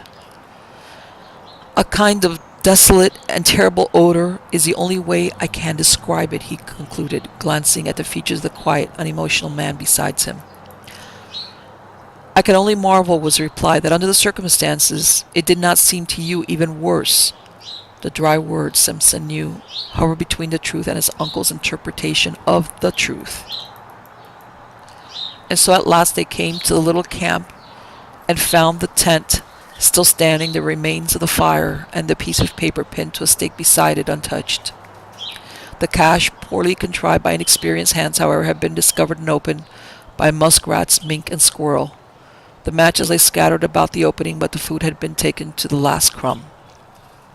"Well, fellers, he ain't here," exclaimed Hank loudly after his fashion, "and that's as certain as the coal supply down below. But where's he got to by this time is about as uncertain as the trade in crowns in other places." The presence of a divinity student was no barrier to his language at such a time, though for the reader's sake it may be severely edited. "I propose," he added, "that we start out at once and hunt for him like hell." The gloom of Déefago's probable fate oppressed the whole party with a sense of dreadful gravity the moment they saw the familiar signs of recent occupancy, especially the tent, with the beds of balsam branches still smoothed and flattened by the pressure of his body, seemed to bring his presence near to them. Simpson, feeling vaguely as if this world were somehow at stake, went about explaining particulars in a hushed tone. He was much calmer now, though overwearied with the strain of his many journeys. His uncle's method of explaining away the details still fresh in his haunted memory helped too, to put ice upon his emotions. "And that's the direction he ran off in," he said to his two companions, pointing in the direction where the guide had vanished that morning in the grey dawn. "Straight down there he ran like a deer, in between the birch and the hemlock." Hank and Dr. Cathcart exchanged glances. "It was about 2 miles down there in a straight line," continued the other, speaking with something of the former terror in his voice, "that I followed his trail to the places where it stopped, dead. And where you heard him calling and caught the stench and all the rest of that wicked entertainment," cried Hank with a volubility that betrayed his keen distress. "And where your excitement overcame you to the point of producing illusions," added Dr. Cathcart under his breath, yet not so low that his nephew did not hear it. It was early in the afternoon, for they had travelled quickly, and there was still a good 2 hours of daylight left. Dr. Cathcart and Hank lost no time in beginning the search, but Simpson was too exhausted to accompany them. They would follow the blazed marks on the trees, and where possible his footsteps. Meanwhile, the best thing he could do was to keep a good fire going and rest. But after something like 3 hours' search, the darkness already down, the two men returned to camp with nothing to report. Fresh snow had covered all signs, and though they had followed the blazed trees to the spot where Simpson had turned back, they had not discovered the smallest indication of a human being, or for that matter of an animal. There were no fresh tracks of any kinds. The snow lay undisturbed. It was difficult to know what was best to do, though in reality there was nothing more they could do. They might stay and search for weeks without much chance of success. The fresh snow destroyed their only hope, and they gathered round the fire for supper, a gloomy and despondent party. The facts indeed were sad enough, for Déefago had a wife at rapportage, and his earnings were the family's sole means of support. Now that the whole truth and all its ugliness was out, it seemed useless to deal in further disguise or pretense. They talked openly of the facts and probabilities. It was not the first time, even in the experience of Dr. Cathcart, that a man had yielded to the singular seduction of the solitude and gone out of his mind. Déefago, moreover, was predisposed to something of the sort, for he already had a touch of melancholy in his blood, and his fibre was weakened by bouts of drinking that often lasted for weeks at a time. Something on this trip, one might never know precisely what, had sufficed to push him over the line, that was all. And he had gone off into the great wilderness of trees and lakes to die by starvation and exhaustion. The chances against his finding camp again were overwhelming. The delirium that was upon him would also doubtless have increased, and it was quite likely he might do violence to himself and so hasten his cruel fate. Even while they talked, indeed, the end had probably come. On the suggestion of Hank, his old pal, however, they proposed to wait a little longer and devote the whole the following day from dawn to darkness to the most systematic search they could devise. They would divide the territory between them. They discussed their plan in great detail. All that men could do they would do, and meanwhile they talked about the particular form in which the singular panic of the wilderness had made its attack upon the mind of the unfortunate guide. Hank, though familiar with the legend and its general outline, obviously did not welcome the turn the conversation had taken. He contributed little, though that little was illuminating, for he admitted that a story ran over all this section of country to the effect that several Indians had seen the Wendigo along the shores of 50 Island Water in the fall of last year, and that this was the true reason of Déefago's disinclination to hunt there. Hanks doubtless felt that he in a sense helped his old pal to death by over-persuading him. When an Indian goes crazy, he explained, talking to himself, one to the others it seemed, it's always put that he's seen the Wendigo, and poor old Déefago's was superstitious down to the very heels. And then Simpson, feeling that the atmosphere more sympathetic, told over again the full story of his astonishing tale. He left out no details this time. He mentioned his own sensations and gripping fears. He only omitted the strange language used. But Déefago surely had already told you all these details of the Wendigo legend, my dear fellow, insisted the doctor. I mean, he had talked about it and thus put into your mind the ideas which your own excitement afterwards developed. Whereupon Simpson again repeated the facts. Déefago, he declared, had barely mentioned the beast. He, Simpson, knew nothing of the story, and so far as he remembered, had never even read about it. Even the word was unfamiliar. Of course he was telling the truth, and Dr. Cathcart was reluctantly compelled to admit the singular character of the whole affair. He did not do this in words so much as in manner, however. He kept his back against a good stout tree. He poked the fire into a blaze the moment it showed signs of dying down. He was quicker than any of them to notice the least sound in the night about them. A fish jumping in the lake, a twig snapping in the bush, the dropping of occasional fragments of frozen snow from the branches overhead, where the heat loosened them. His voice too changed a little in quality, becoming a shade less confident, lower also in tone. Fear, to put it plainly, hovered close about that little camp, and though all three would have been glad to speak of other matters, the only thing they seemed able to discuss was this, the source of their fear. They tried other subjects in vain. There was nothing to say about them. Hank was the most honest in the group, and he said next to nothing. He never once, however, turned his back to the darkness. His face was always to the forest, and when wood was needed, he didn't go further than was necessary to get it. A wall of silence wrapped them in, for the snow, though not thick, was sufficient to deaden any noise, and the frost held things pretty tight besides. No sound but their voices and the soft roar of the flames made itself heard. Only from time to time something soft as the flutter of a pine moth's wings went past them, through the air. No one seemed anxious to go to bed. The hours slipped towards midnight. The legend is picturesque enough, observed the doctor after one of the longer pauses, speaking to break it rather than because he had nothing or anything to say. For the Wendigo is simply the call of the wild personified, which some nature hears to their own destruction.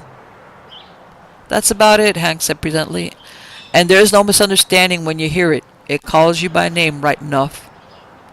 Another pause followed. Then Dr. Cathcart came back to the forbidden subject with a rush that made the others jump. The allegory is significant, he remarked, looking about him into the darkness, for the voice, they say, resembles all the minor sounds of the bush, wind, falling water, cries of the animals, and so forth. And once the victim hears that, he's off for good, of course. His most vulnerable points, moreover, are said to be the feet and the eyes. The feet, you see, for the lust of wandering, and the eyes for the lust of beauty. The poor beggar goes at such a dreadful speed that he bleeds beneath the eyes, and his feet burn. Dr. Cathcart, as he spoke, continued to peer uneasily into the surrounding gloom. His voice sank to a hushed tone.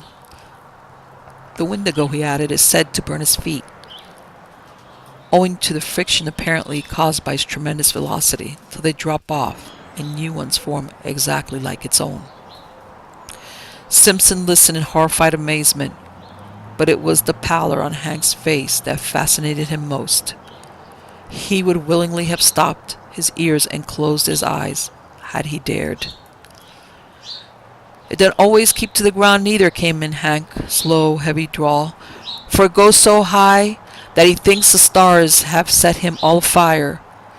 and it'll take great thumping jumps sometimes and run along the tops of the trees, carrying the partner with it, and then dropping down just as a fish hawk will drop a pickerel to kill it before it eaten. And its food of all the muck in the whole bush is moss. And he laughed, a short, unnatural laugh. It's a moss eater, is the Wendigo, he added, looking up excitedly into the faces of his companions. Moss eater, he repeated, with a string of the most outlandish oaths he could invent. But Simpson now understood the true purpose of all his talk. With these two men, each strong and experienced in his own ways, dreaded more than anything else was silence. They were talking against time. They were also talking against darkness, against the invasion of panic, against the admission of reflection might bring that they were in the enemy's country, against anything, in fact, rather than allow their inmost thoughts to assume control. He himself, already initiated by the awful vigil with terror, was beyond both of them in this respect. He had reached the stage where he was immune. But these two, the scoffing analytical doctor and the honest, dogged backwoodsman, each sat trembling in the depths of his being. Thus the hours passed, and thus with lowered voices and a kind of taut inner resistance of spirit, this little group of humanity sat in the jaws of the wilderness and talked foolishly of the terrible and haunting legend. It was an unequal contest, all things considered, for the wilderness had already the advantage of first attack and of a hostage. The fate of their comrade hung over them with a steadily increasing weight of oppression that finally became insupportable. It was Hank, after a pause longer than the preceding ones, that no one seemed able to break, who first let loose all his pent-up emotion in very unexpected fashion by springing suddenly to his feet and letting out the most ear-shattering yell imagined into the night. He could not contain himself any longer, it seemed.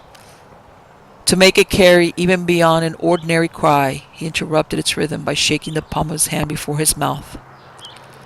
"That's for Déefago," he said, looking down at the other two with a queer, defiant laugh. "For it's my belief, the sandwich oaths may be omitted, that my old partner's not far from us at this very minute." There was a vehemence and recklessness about his performance that made Simpson, too, start to his feet in amazement, and betrayed even before the doctor into letting the pipe slip from between his lips. Hank's face was ghastly, but Cathcart's showed a sudden weakness, a loosening of all his faculties, as it were. Then a momentary anger blazed into his eyes, and he, too, though with deliberation born of habitual self-control, got upon his feet and faced the excited guide. For this was unpermissible, foolish, dangerous, and he meant to stop it in the bud. What might have happened in the next minute or two one may speculate about, yet never definitely know.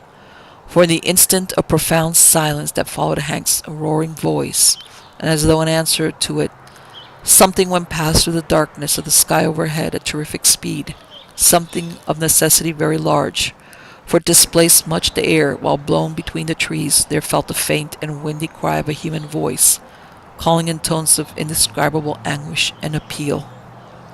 "Oh, oh, this fiery height! Oh, oh, my feet of fire, my burning feet of fire!" White to the very edge of his shirt, Hank looked stupidly about him like a child. Dr. Cathcart uttered some kind of unintelligible cry, turning as he did so with an instructive movement of blind terror towards the protection of the tent, then halting in the act as though frozen. Simpson alone of the three retained his presence of mind a little. His own horror was too deep to allow of any immediate reaction. He had heard that cry before. Turning to his stricken companion, he said almost calmly, "That's exactly the cry I heard, the very words he used." Then lifting his face to the sky, he cried aloud, "Déefago, Déefago, come down here to us! Come down!" And before there was time for anybody to take definite action, one way or another, there came the sound of something dropping heavily between the trees, striking the branches on the way down and landing with a dreadful thud upon the frozen earth below. The crash and thunder of it was really terrific. That's him! Help me, the good God! Came from Hank in a whispering cry, half choked, his hand going automatically towards the hunting knife in his belt. And he's coming! He's coming! He added with an irrational laugh of horror as the sounds of heavy footsteps crunching over the snow became distinctly audible, approaching through the blackness towards the circle of light. And while the steps, with their stumbling motion, moved nearer and nearer upon them, the three men stood round the fire, motionless and dumb. Dr. Cathcart had the appearance of a man suddenly withered. Even his eyes did not move. Hank, suffering shockingly, seemed on the verge of again of violent action, yet did nothing.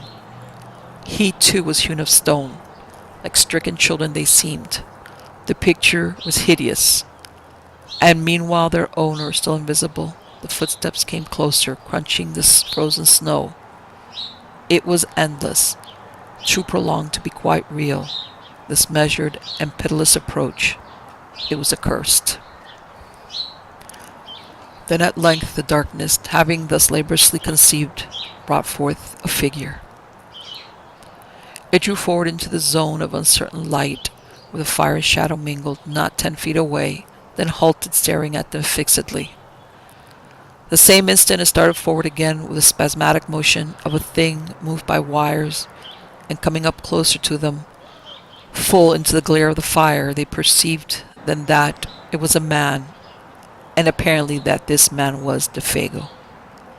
Something like a skin of horror almost perceptibly drew down in that moment over every face, and 3 pairs of eyes shone through it as though they saw across the frontiers of normal vision into the unknown. Déefago advanced his tread, faltering and uncertain. He made his way straight up to them, as a group first, then turned sharply and peered close into the face of Simpson. The sound of a voice issued from his lips. "Here I am, Boss Simpson. I heard someone calling me."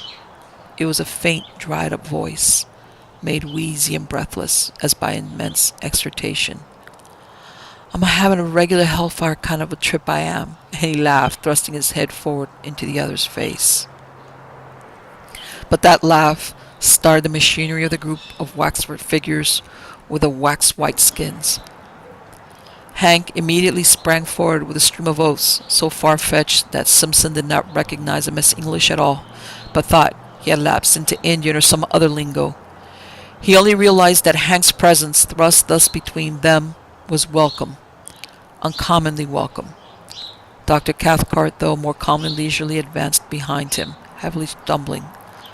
Simpson seems hazy as to what actually said and done in the next few seconds, for the eye of that detestable and blasted visage, peering at such close quarters into his own, utterly bewildered his senses at first. He stood still. He said nothing. He had not the trained will of the older men that force him into action in defiance of all emotional stress. He watched them moving as behind the glass that half destroyed their reality. It was dreamlike, perverted. Yet through the torrent of Hank's meaningless phrases he remembers hearing his uncle's tone of authority, hard and forced, saying several things about food and warmth, blankets, whiskey, and the rest. And further, that whiffs of that penetrating, unaccustomed odor, while yet sweetly bewildering, assailed his nostrils during all that followed. It was no less a person than himself, however, less experienced and adroit than the others though he was, who gave instinctive utterance to the sentence that brought a measure of relief into the ghastly situation, by expressing the doubt and thought in each one's heart. "It is you, isn't it, Déefago?" he asked under his breath, horror breaking his speech. At once Cathcart burst out with a loud answer before the others had time to move his lips. "Of course it is. Of course it is. Only, can't you see? He's nearly dead with exhaustion, cold, and terror. Isn't that enough to change a man beyond all recognition?" It was said in order to convince himself as much as to convince the others. The overemphasis alone proved that, and continually while he spoke and acted, he held a handkerchief to his nose.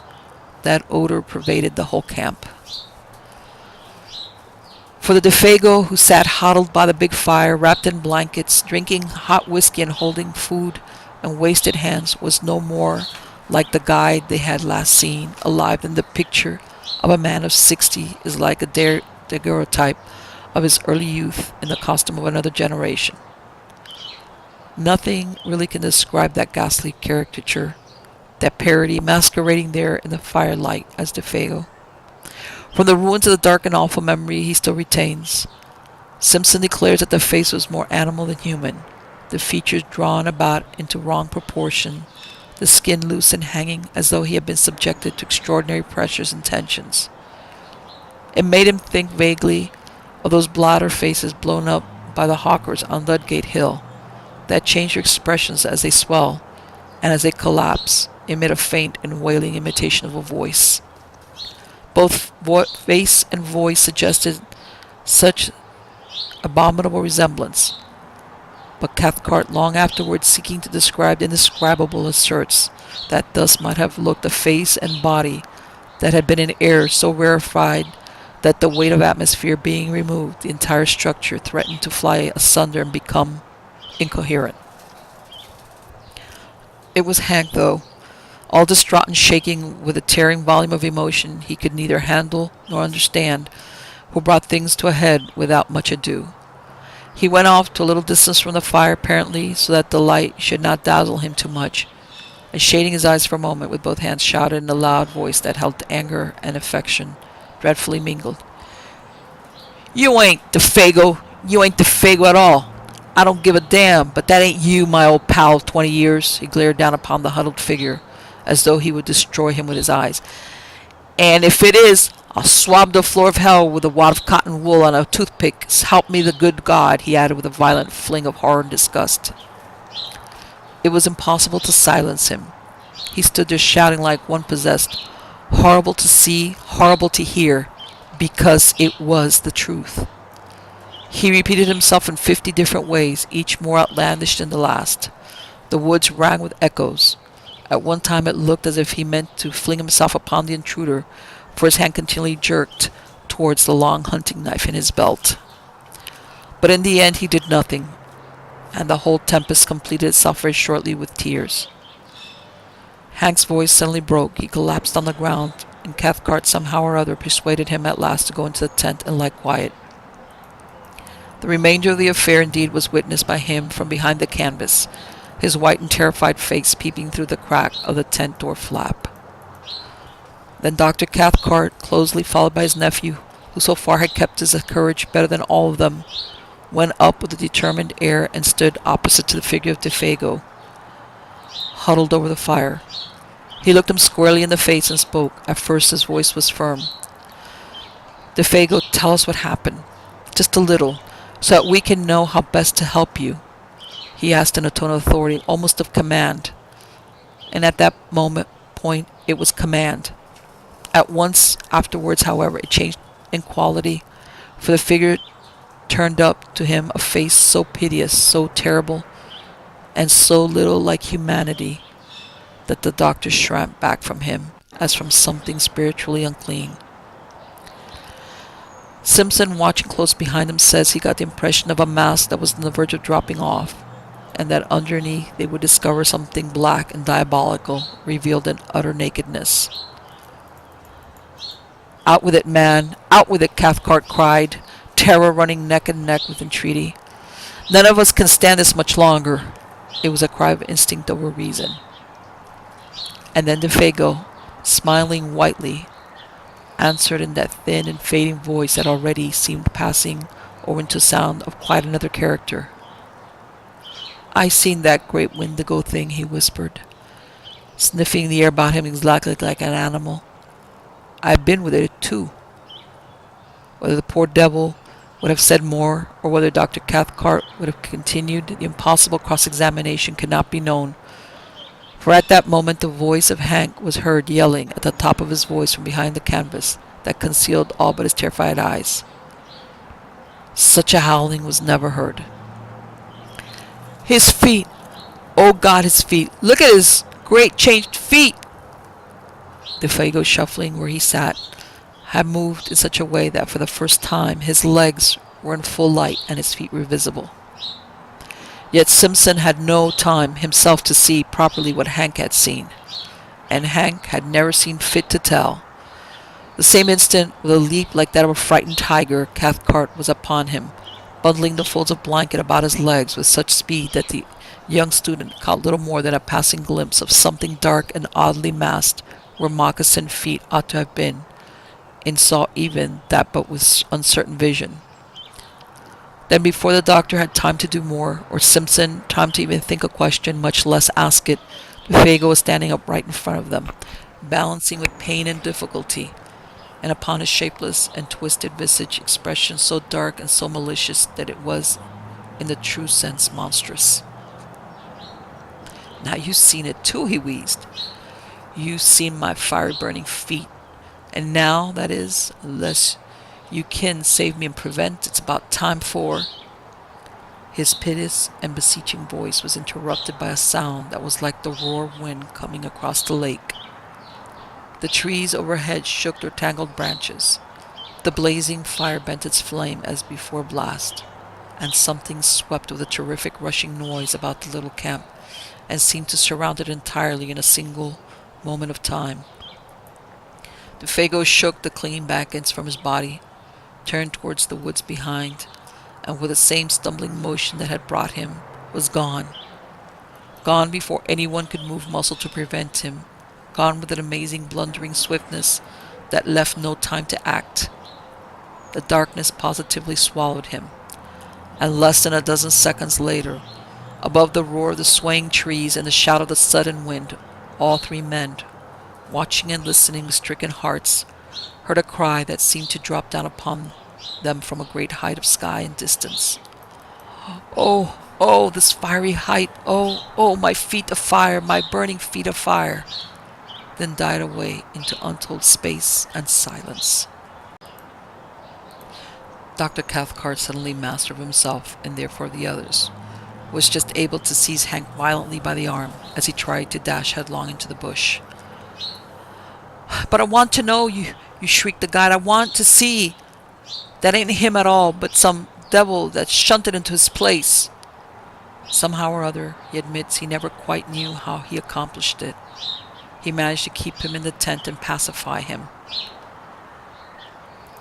The doctor had reached the stage where reaction had set in and allowed him his own innate force to conquer. Certainly he managed Hank admirably. It was his nephew, however, hitherto so wonderfully controlled, who gave him most cause for anxiety, for the cumulative strain had now produced a condition of lachrymose hysteria which made it necessary to isolate him upon a bed of boughs and blankets, as far removed from Hank as was possible in the circumstances. And there he lay, as the watches of that haunted night passed over the lonely camp, crying startled sentences and fragments of sentences into the folds of his blanket. A quantity of gibberish about speed and height and fire mingled oddly with biblical memories of the classroom. People with broken faces all on fire are coming at a most awful, awful pace towards the camp. He would moan 1 minute, and the next would sit up and stare into the woods, intently listening and whisper, "How terrible in the wilderness are the feet of them that," until his uncle came across to change the direction of his thoughts and comfort him. The hysteria fortunately proved but temporary. Sleep cured him, just as it cured Hank. Till the first signs of daylight came, soon after 5 o'clock, Dr. Cathcart kept his vigil. His face was the color of chalk, and there were strange flushes beneath the eyes. An appalling terror of the soul battled with a strong will all through those silent hours. These were some of the outer signs. At dawn he lit the fire himself, made breakfast, and woke the others, and by 7 they were well on their way back to the home camp. 3 perplexed and afflicted men, but each in his own way, having reduced his inner turmoil to a condition of more or less systematized order again. They talked little, and then only of the most wholesome and common things, for their minds were so charged with painful thoughts that clamored for explanations, though no one dared refer to them. Hank, being nearest to primitive conditions, was the first to find himself, for he was also less complex, and Dr. Cathcart's civilization championed his forces against an attack singular enough. To this day, perhaps, he is not quite sure of certain things. Anyhow, he took longer to find himself. Simpson, the student of divinity, it was who arranged his conclusions probably with the best thought, not most scientific appearance of order. Out there in the heart of unreclaimed wilderness, they had surely witnessed something crudely and essentially primitive, something that had survived somehow the advance of humanity, had emerged terrifically, betraying a scale of life still monstrous and immature. He envisaged it rather as a glimpse into prehistoric ages, when superstitions, gigantic and uncouth, still oppressed the hearts of men, when the forces of nature were still untamed, the powers that may have haunted a primeval universe not yet withdrawn. To this day he thinks of what he termed years later in a sermon savage and formidable potencies lurking behind the souls of men, not evil perhaps in themselves, yet instinctively hostile to humanity as it exists. With his uncle he never discussed the matter in detail, for the barrier between the two types of mind made it difficult. Only once, years later, something led them to the frontier of the subject, of a single detail of the subject, rather. "Can't you even tell me what they were like?" he asked, and the reply, though conceived in wisdom, was not encouraging. "It is far better you should try not to know or to find out." "Well, that odor," persisted the nephew. "What do you make of that?" Dr. Cathcart looked at him and raised his eyebrows. "Odors," he replied, "are not so easy as sounds and sights of telepathic communication. I make as much, or as little, probably, as you do yourself." He was not quite so glib as usual with explanations. That was all. At the fall of day, cold, exhausted, famished, the party came to the end of the long portage and dragged themselves into a camp that at first glimpse seemed empty. Fire there was none, and no punk came forward to welcome them. The emotional capacity of all three were too overspent to recognize either surprise or annoyance, but the cry of spontaneous affection that burst from the lips of Hank as he rushed ahead of them towards the fireplace came probably as a warning that the end of the amazing affair was not quite yet, and both Cathcart and his nephew confessed afterwards that when they saw him kneel down in his excitement and embrace something that reclined gently moving beside the extinguished ashes, they felt in their very bones that this something would prove to be Déefago, the true Déefago returned. And so indeed it was. It is soon told. Exhausted to the point of emaciation, the French-Canadian, what was left of him, that is, fumbling amongst the ashes trying to make a fire, his body crouched there, the weak fingers obeying feebly the instinctive habits of a lifetime with twigs and matches. But there was no longer any mind to direct the simple operation. The mind had fled beyond recall, and with it too had fled memory. Not only recent events, but all previous life was a blank. This time it was the real man, though, incredibly and horribly shrunken. On his face was no expression of any kind whatever, fear, welcome, or recognition. He did not seem to know who it was that embraced him, or who it was that fed, warmed, and spoke to him the words of comfort and relief. Forlorn and broken beyond all reach of human aid, the little man did meekly as he was bidden. The something that had constituted him individual had vanished forever. In some ways it was more terribly moving than anything they had yet seen. That idiot smile as he drew wads of coarse moss from his swollen cheeks and told them that he was a damn moss-eater, the continued vomiting of even the simplest foods, and worst of all, the piteous and childish voice of complaint, in which he told him that his feet pained him, burned like fire, which was natural enough when Dr. Cathcart examined them and found they were both dreadfully frozen. Beneath the eyes there was faint indications of recent bleeding. The details of how he survived the prolonged exposure, of where he had been, or of how he covered the great distance from one camp to the other, including an immense detour of the lake on foot since he had no canoe, all this remains unknown. His memory had vanished completely, and before the end of the winter, whose beginning witnessed the strange occurrence, Déefago, bereft of mind, memory, and soul, had gone with it. He lingered only a few weeks. And what Punk was able to contribute to the story throws no further light upon it. He was cleaning fish by the lake shore about 5 o'clock in the evening, an hour, that is, before the search party returned, when he saw the shadow of the guide picking its way weakly into camp. In advance of him, he declares, came the faint whiff of a certain singular odor. That same instant, old Punk started for home. He covered the entire journey of 3 days, as only Indian blood could have covered it. The terror of a whole race drove him. He knew with all it meant. Déefago had seen the Wendigo.